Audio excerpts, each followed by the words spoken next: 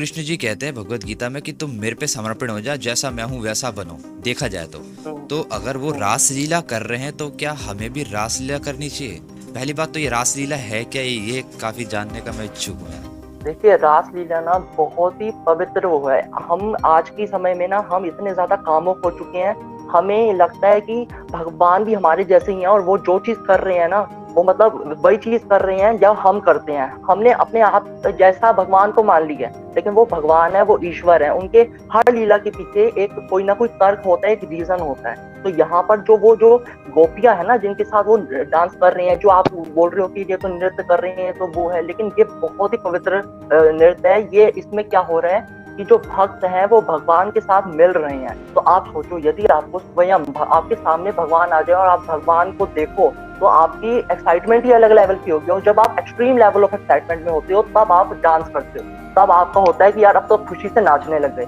तो यही गोपियां करती हैं। और ये भी आपको पता होना चाहिए गोपियों के बारे में कि वो पिछले जन्म की संत हैं। वो सारी गोपियां, एक एक गोपियां पिछले जन्म की सारे संत हैं। और उन्होंने एक बहुत ज्यादा तप किया, तब जाकर उन्होंने भगवान को पाया, भगवान के दर्शन पाए। तो श्री राम जी ने बोला कि मैं अगले जन्म में जो मेरा लीलाओं करने का बहुत ज्यादा उसमें होगा, कि मैं बहुत सारी लीलाएं करूंगा, तो उस समय में मैं आपके साथ वही जो आप मुझसे प्रेम भावना से मेरे को देखते हैं, वही प्रेम भावना से हम नृत्य करेंगे और वो करेंगे। मतलब सारी आपको वही जो भी आपकी एक्सपेक्टेशन है वो आपको श्री कृष्ण अवतार में मिलेंगी। तो ये भक्त और प्रभु का, भक्त और भगवान का मिलन है, उसी को हम रास कहते हैं। जो हम बोल रहे हैं कि यदि भगवान हमें चाहते हैं कि हम भगवान जैसी सारे कर्म करें, भगवान हमें भगवत गीता में कह रहे हैं कि कर्म करो, फल की चिंता मत करो। तो यहाँ पर वो रास कर रहे हैं, गोपियों के साथ नृत्य कर रहे हैं, तो क्या हमें भी करना चाहिए? तो सुखदेव जी ने बोला कुछ ऐसी चीजें होती हैं जो भगवान केवल अपने भक्तों की इच्छा पूर्ति के लिए करते हैं।